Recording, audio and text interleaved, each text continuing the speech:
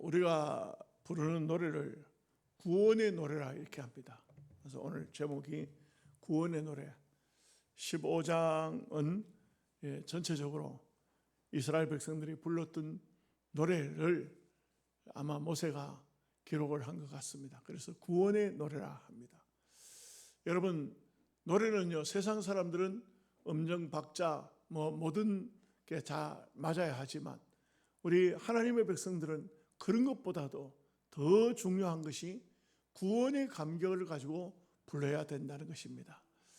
우리가 그 찬양을 하는 사람들의 모습을 보면 전혀 찬양을 하는 것 같지가 않은 경우가 있어요. 그건 뭐냐? 구원의 감격이 빠져버리면 그러면 찬양이 아니에요. 그냥 부르는 노래지. 그런 얘기가 있더라고요. 참 어떤 여청년이 열심히 공부해가지고 찬양이 아주 특출한 소질도 있고 그러니까 프랑스로 날아가서 거기 가서 공부를 해서 드디어 이제 유명한 성악인이 됐어요. 그래가지고는 한국에 돌아와가지고 이렇게 이제 한번 공연을 해야 되죠. 그래서 세종문화회관을 빌려서 공연을 합니다. 그 공연을 하니까 당연히 예수 믿는 청년이니까 교회에서도 많이 가고 또 성도들도 많이 가고 목사님 그 청년이 출입하던 교회 목사님도 그 교회 공연을 가게 된 거예요. 가서 이제 들었어요. 너무너무 목소리도 좋고 너무너무 찬양을 잘하는 겁니다. 찬양이 한 곡 끝날 때마다 막 우리와 같은 박수가 쏟아져 나왔습니다. 그럴 때 이제 다 공연이 끝나고 난 다음에 이제 이 가수가 이제 휴게실로 갔을 때 목사님이 따라갔어요. 그랬더니 누구시냐 이제 묻는 거예요. 나는 저 청년이 다니던 교회 목사다. 그러니까 이제 연결을 해서 목사님을 만나게 됐어요. 만나게 돼가지고 이제 오늘 참 아름다운 찬양 잘 들었다고. 그러면서 이제 얘기를 하는데 이제 한참 이런 얘기 저런 얘기를 나누다가 목사님이 물은 거예요. 이 청년을 보고. 그래, 우리 아무개 선생님은 그렇게 아름다운 찬양을 하는데 정말 예수 메시아도 찬양을 하고 할렐루야도 찬양을 하고 많은 찬양을 했는데 구원받은 경험이 있습니까? 하고 이렇게 물은 거예요. 그래도 이 청년이 대답을 못해요. 구원받은 경험이 있는가? 본인 스스로도 그런 것을 생각해 본 일이 없는 거예요. 그래서 목사님이 하신 얘기가 우리 선생님은 찬양도 참 잘하고 정말 찬양 속에 너무나도 감동도 오는데 구원받은 은혜가 있으면 더 좋겠다. 이렇게 이제 찬양이라는 것은 다 구원의 노래이다. 이것을 조금 말해주고 그리고 목사님은 돌아가셨습니다. 이 여청년은 그날 밤 호텔에 가서 쉬지 않고 교회로 돌아가서 엎드려서 기도했습니다. 하나님, 내가 예수 그리스도의 메시아를 찬양하면서 내 마음속에는 정작 그리스도가 없는 것 같습니다. 내가 내 입으로 예수님을 찬양하고 내가 내 입으로 수많은 성가를 부르고 있지만 내 마음속에는 진정 예수님이 계시지 않은 것 같습니다. 하나님, 나와 함께 해주시고 나의 마음속에 주님을, 성령님을 보내달라고 간절히 기도했습니다. 그 이튿날도 이 공연이 또 열렸습니다. 그 공연이 열렸을 때 이 청년은 정말 심혈을 기울여서 예수님의 십자가를 생각하면서 메시아를 찬양했습니다. 이 찬양이 끝났을 때 청중들이 박수를 치는 것을 잊어버릴 정도로, 왜냐하면 모두가 다 찬양을 하는 이 청년도, 찬양을 듣는 모든 관객들도 다 눈물을 흘린 것입니다. 너무나도 감격스러웠습니다. 이것이 바로 구원의 찬송인 것입니다. 이것이 바로 하나님께서 주신 은혜의 찬송인 것입니다. 우리가 많은 찬양들이 있지만 구원받은 성도가 부르는 것은 절대 노래가 아닙니다. 신앙의 고백이요, 신앙의 간증이요, 이 속에는, 이 찬양 속에는 내가 경험한 하나님이 들어있지 않으면 찬양이 아닌 거예요. 내가 깨닫는 하나님, 내가 만난 하나님, 내게 역사하시는 그 하나님이 이 구원의 노래 속에 들어있어야만 하는 것입니다. 그래서 우리가 복음성가에도 보면요, 이런 복음성가가 있어요. 입으로 찬양, 입으로 찬양한다. 입으로 찬양. 그런데 그 다음에는 두 번째는 뭐냐면 마음으로 찬양. 드디어 이 찬양이 입으로만 부르는 것이 그걸로 끝나서는 안 돼요. 마음으로 찬양한다. 그 다음에 3절에 가서는 영으로 찬양한다. 영으로 찬양한다는 것은, 이것은 내 영적인 저 깊은 어느 곳에서부터 그 찬양이 흘러나와야 진정한 찬양이라고 할 수가 있는 것입니다. 그래서 오늘 구원의 노래라는 것은 예수 믿어 구원받은 성도가 부르는 노래가 구원의 노래예요. 이것은 매우 귀한 노래인 것입니다. 저는 그 젊은 날 제 경험에 정말 잊지 못하는 하나의 경험이 있어요. 기도원에 가서 참 좀 피곤하고 힘들 때는 기도원을 자주 올라갔어요. 거의 뭐 한 달에 한 번은 아주 고정적으로 올라갔으니까요. 그 기도원에 올라가서 좀 많이 피곤하고 힘들면은 숙소에 들어가서 잠을 자는 것이 아니고, 이제 기도원 이제 강단에 나가서 강단 앞에 엎드려 가지고, 그래요. 뭐 목사가 뭐 기도원 간다고 특별한 기도하는 건 아니에요. 그냥 엎드려서 하나님을 부르면서 또 잠도 자다가 깨면 또 기도하다가, 그렇게 가지고 이제 뭐 그럭저럭 한 주간 기도원에 있으면은, 제가 스스로 경험이 그래요. 뭔가 한 주간 기도원에 있다가 집에 돌아오면 특별한 기도를 하고 뭐 특별한 은혜를 받고 이런 건 잘 없어요. 그래도 돌아오면은 마음에 아주 신령한 새 힘이 내 속에서 자꾸 나오는 거예요.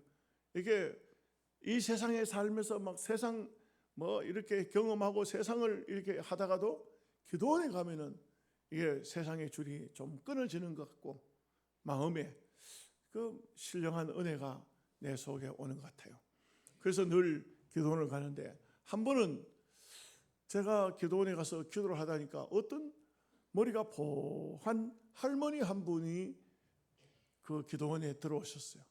그분은 뭐 제가 한 번도 대화도 나눠보지 않았으니까, 그 할머니가 그런 분이 기도원을 어째 왔을까? 젊은 사람도 아니고. 그리고 앉아서 그 할머니는 조금 있다니까 찬송을 부르기 시작해요. 찬송을 부르기 시작하는데, 제가 정말 놀라운 것은 그 찬송 소리가 내 마음의 심금을 울리더라고요. 그런데 여러 찬송을 하지 않았어요. 그날 밤 그 권사님은, 그 할머니는 딱 한 개의 찬송이었어요. 한 개의 찬송만 계속 부르는 거예요. 계속. 아마 찬송 소리가 안 들릴 때는 졸음이 왔던 것 같아요. 잠시 조용하다가 또 찬송을 불러요. 이 밤 늦은 시간까지 그 찬양을 부르는데 제 마음속에 참 많은 감동이 밀려왔습니다. 찬양이라는 것은 이처럼 우리의 심령 속 깊이 파고 들어오는구나. 그래서 찬양이 얼마나 소중한가. 성도에게 있어서 찬양은 정말 소중해요. 3대 요소가 있잖아요. 말씀과 기도와 찬송은 항상 있을 것인데, 우리가 이 땅 위에 사는 신앙생활 속에 항상 있을 것인데, 그 다음에 뭐냐? 찬송은 제일이다. 믿음, 소망, 사랑, 이 세 가지는 항상 있을 것인데 그 중에 제일은 사랑이라 하듯이 말씀과 기도와 찬양은 항상 있을 것인데 그 중에 제일은 뭐라고요? 찬송이라. 찬송이라. 그게 의미가 있는 것 같아요. 기도가 끝나도 우리는 하나님 앞에 감사의 표시가 찬양이에요. 말씀을 들어도 감사의 표시가 찬양이에요. 이 찬양을 계속 부른다는 것은 너무 중요해요.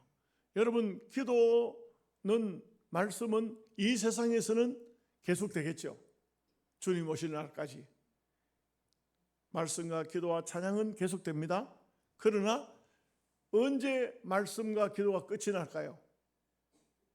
주님을 직접 배우면 기도가 필요가 없고 말씀이 그때는 성경이 필요가 없어요. 계시록을 보니까 그때는 찬양만 있어요. 계시록에 보면 찬양이 나와요.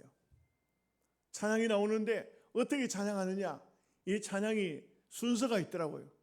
먼저는 모든 만물이, 천국에서 보는 만물은 다 새로운 거예요. 그래서 만물이 새롭게 됐어요. 모든 게 새롭게 됐어요. 이 만물이 찬양하는 거예요. 이 만물 찬양이 1절이 끝이 나면 2절은 누가 하느냐 하면 천사가 해요.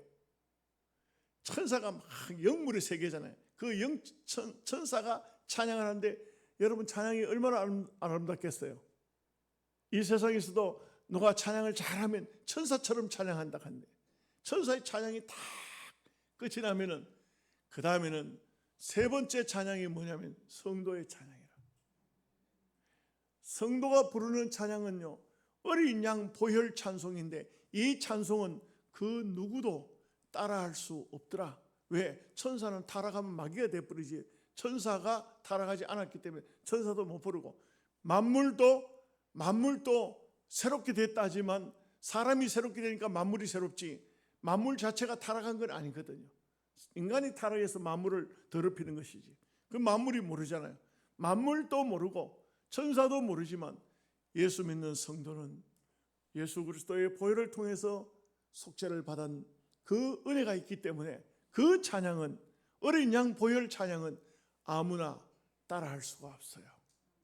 이 찬양은 너무나도 귀한 찬양이 될 수밖에 없는 것입니다. 이스라엘 백성들이 홍해 바다를 건너갔을 때에 찬양을 불렀거든요. 미리암이 찬송을 부르기 시작했고 미리암이 선지자라고 성경에 나오는 것은 그가 이렇게 백성들 앞에서 찬양할 수 있고 찬양 가사는 누가 지었는지 잘 모르지만 이 이스라엘 백성들은 그 홍해 바다에서 들어갔을 때 다 죽을 수밖에 없잖아요. 하나님의 능력이 아니면 바다에 들어가서 어떻게 살아남습니까? 그런데 이 홍해 바다를 건넜을 때 애굽의 군인들도 따라 들어왔다 이 말이에요. 그런데 그 애굽의 군인들이 누굽니까? 세계 최강 군인들 아닙니까? 이 사람들이 바다에 물이 합쳐짐으로 다 죽어버렸다. 한 명도 못 살았다. 이 이스라엘 백성이 홍해 바다를 건너가고 난 다음에는 그들이 누가 먼저라 할 것도 없이 그때는 하나님의 심판과 자기들의 구원 때문에 너무나도 감사해서 감격스럽게 찬양을 불렀던 것입니다. 오늘 이것은 영적인 의미로 오늘 우리는 이 땅 위에서 크게 감동을 못 각지고 찬양을 부를지 모르지만 요단강을 건너고 이제는 새하늘과 새 땅에 들어갔을 때는 그때는 말로 다 할 수 없는 어린 양 보혈의 찬양을 감격스럽게 하도록 되어져 있다는 말씀인 것입니다. 그래서 우리는 그런 찬양을 부를 날을 상상하면서 이 땅 위에서도 정말 감사하고 감격스럽게 찬양할 수 있는 그런 성도가 되어야 할 것입니다. 오늘 구원의 찬송, 구원의 노래 말씀을 보시도록 하겠습니다. 1절 말씀을 다 함께 같이 읽겠습니다. 이때에 모세와 이스라엘 자손이 이 노래로 여호와께 노래하니 일렀으되 내가 여호와를 찬송하리니 그는 높고 영화로우시며 말과 그 탄자를 바다에 던지셨음이로다.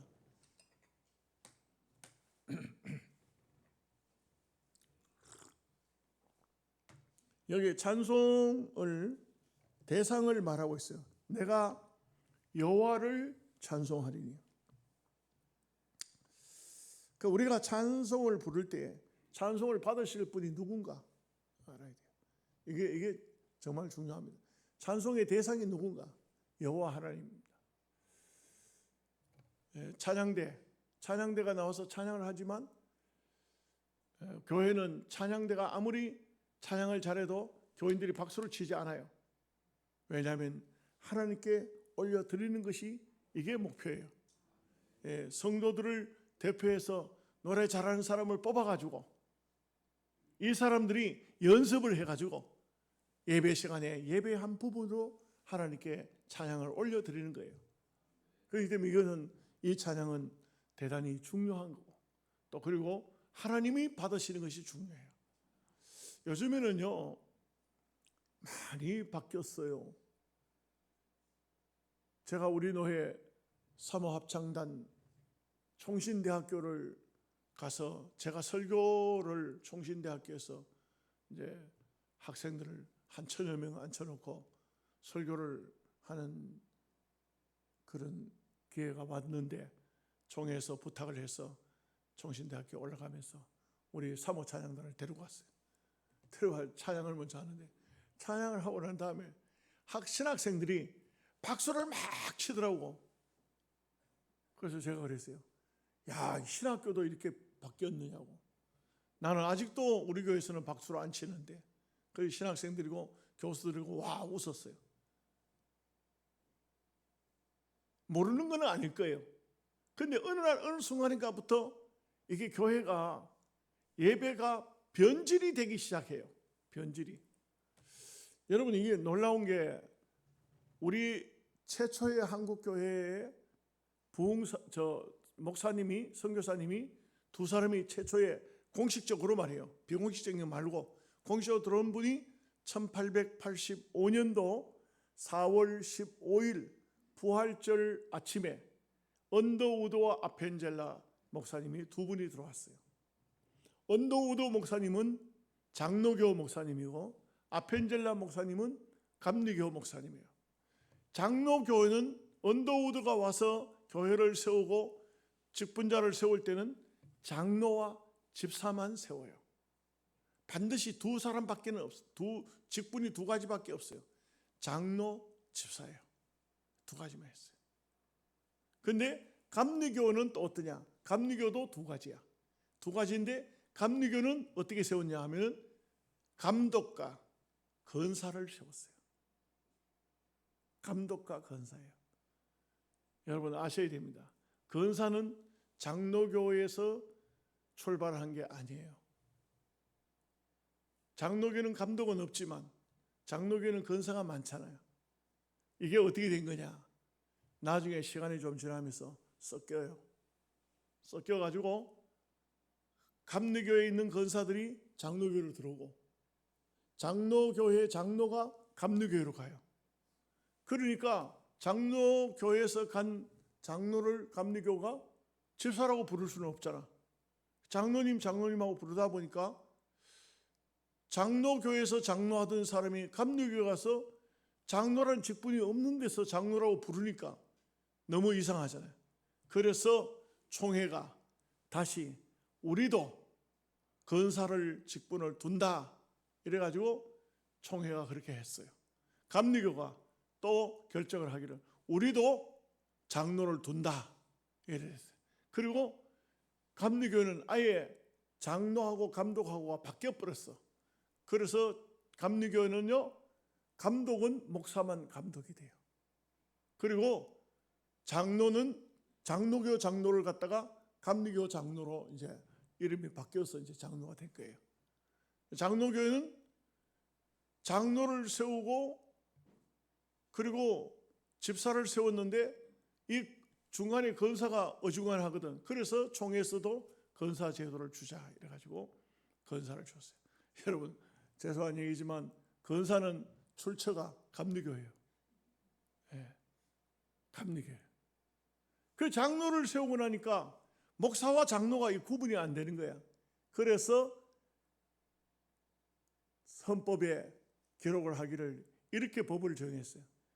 장로, 목사도 장로고 장로도 장로인데 목사에게는 말씀을 전하는 말씀 사역과 치리를 겸한 장로를 목사라 하고 장로입니다. 저도. 그리고 치리만 하는 사람을 장로라 한다. 이렇게 된 거예요. 이게 제가 왜 이런 얘기를 하느냐 하면은 장로교의 본질은 정말 온전히 칼빈주의가 뭐냐 하면은 하나님의 절대 주권이에요. 절대 주권이고 우리는 예배를 드리면 온전히 하나님만 봐야 돼요. 그래서 헌법을 보면은 주일날 교회 왔을 때 옆 사람과 귓속말도 하지 말 것이요, 인사도 하지 말 것이요, 서로 어떤 대화나 얘기를 하지 말라 이게. 그러면 장로교 교인들을 입 다물고 있으란 말이냐? 예배를 들으러 왔을 때 이야기. 예배가 끝나면 코이노니아 교제를 이루어지는 거예요. 그런데 지금은 이제 보면은 장로교회도 많이 바뀌어졌다는 것이, 이게 알미니안주의를 따라가는 것이 목사님들이 알미니안주의인지 칼빈주의인지를 알지를 못하는 사람이 너무 많아요. 요즘엔 신학도 짧고 몰라요. 그러다 보니까 목사님들 중에 설교를 하면은 제일 먼저 딱 시작하는 게 뭐냐? 옆 사람과 인사합시다. 이거는 장로교가 아니에요. 옆 사람과 인사합시다. 뭐 인사하고 평안하십니까? 안녕하십니까? 오랜만입니다. 이거는 사람을 중심한 거죠. 이거는 감리교회, 알미니안, 인본주의. 장로교는 오직 하나님. 기도도 하나님께 올리는 것이고, 찬양도 하나님께 올리는 것이고, 예배도 하나님께 올리는 거예요. 예배도 하나님께 드리는 거예요. 그러니까 하나님께 드리는 것이기 때문에, 그래서 보면은 장로교회는 오직 예배에는 다른 것이 들어올 수가 없고 하나님 중심으로 하나님께만 드리는 것인데, 이게 어느 날 어느 순간인가부터 많이 변질이 돼가지고 이제는 뭐 장로님들이 장로교가 완전히 거의 알미니안주의를 닮아가는 듯한, 그것을 모방하고 그것이 더 좋은지 모르겠어요. 우리 노회 안에 주일 오후 예배를 안 하는 교회들도 있지만, 심지어는 예배를 해도 제가 헌신 예배를 가보니까 목사가 정상적인 사회를 안 봐요. 이런 주보에 이렇게 예배 순서가 안 돼 있어요. 오후 수요일날 아주 뭐 간단하게 그냥 그 사회자, 인도자, 어떤 게 맞을까요? 인도자예요. 인도자. 예배를 인도하는 거예요. 사회하는 게 아니에요. 사회는 회의할 때 사회를 하는 것이지, 예배할 때는 사회하는 게 아니에요. 예배를 인도하는 거예요. 인도하는 거하고 사회를 보는 거하고는 달라요. 사회는 헌신 예배할 때 집사님이나 권사님이 사회를 보는 것이지, 이거는 예배의 인도자인데 예배의 인도를 하지 않고 같이 예배를 하는 거예요. 그냥 사회를 보는 거예요. 이게 바로 알미니안주의, 인본주의 교회의 근본 모습이에요. 자, 오늘 우리가 중요한 것 하나 반드시 기억해야 됩니다. 우리의 모든 예배의 찬양의 대상은 누구시다? 하나님이시다. 이때 모세와 이스라엘 자손이 이 노래로 여호와께 노래하니 일렀을 때, 여호와께 노래하니, 여호와께 찬양하니, 여호와께 예배를 드리니, 여호와께 기도를 하니, 우리는 이 정신만큼은 잊어서는 안 돼요.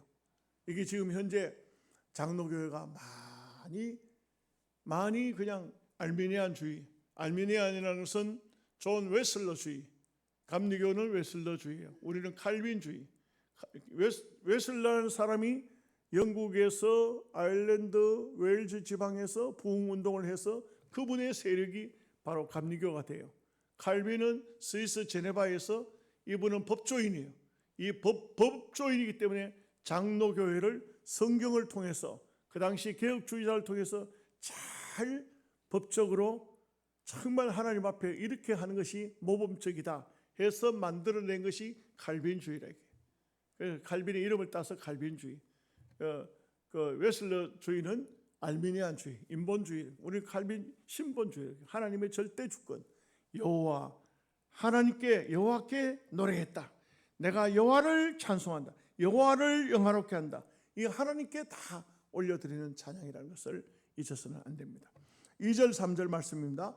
여호와는 나의 힘이요 노래이시며 나의 구원이시로다. 그는 나의 하나님이시니 내가 그를 찬송할 것이요 내 아버지의 하나님이시니 내가 그를 높이리로다.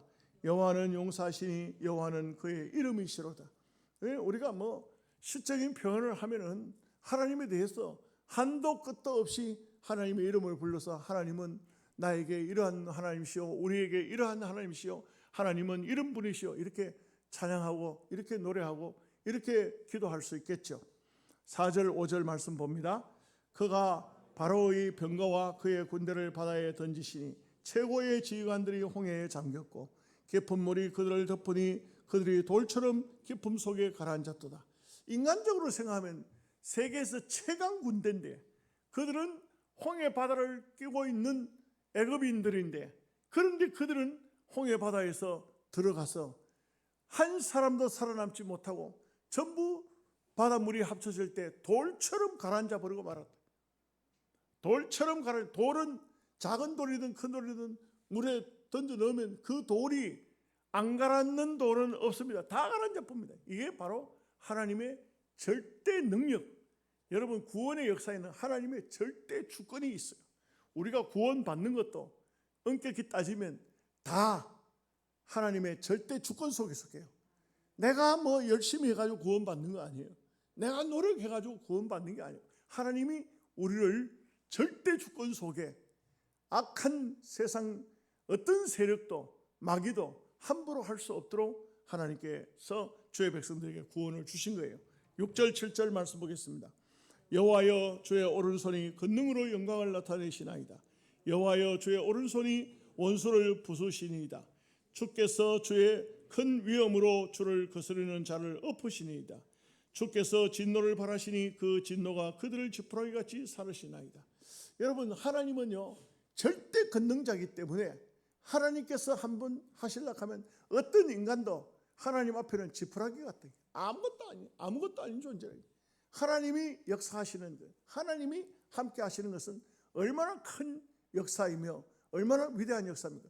과연 그 하나님은 어떤 분이시냐? 찬송을 받으실 분이시다.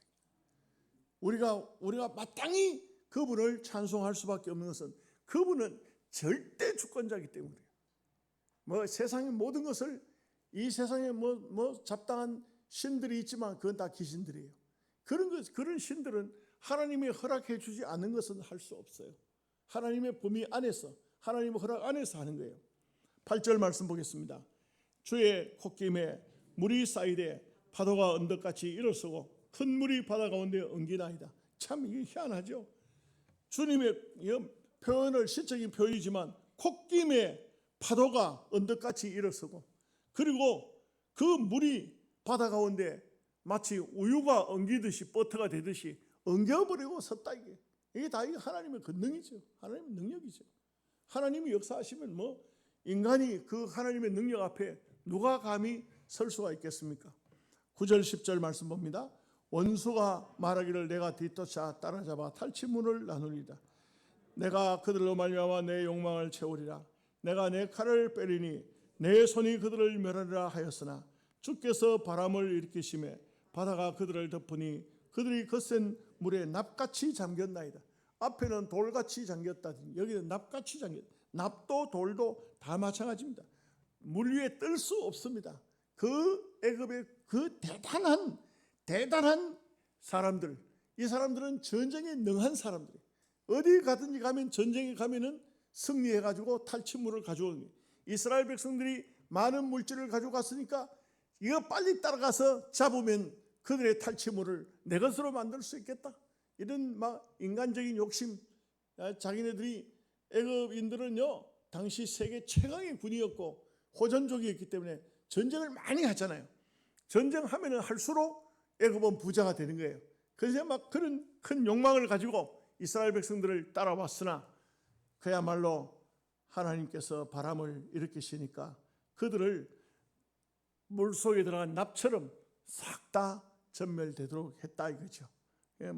한마디로 말해서 아무리 애굽이 강하다 해도 하나님 앞에서는 아무것도 아닌 존재예요. 아무것도 아닌 존재입니다. 성경에 보면 그런 말씀도 나오잖아요. 하나님의 어리석음이 사람의 지혜로움보다 낫다. 아무리 인간이 지혜롭다 해도 하나님의 어리석을 게 있겠습니까만 하나님의 어리석음만 못하다 이게. 그래서 우리는 전능하신 하나님을 그렇게 믿는 것입니다. 11절 말씀 봅니다.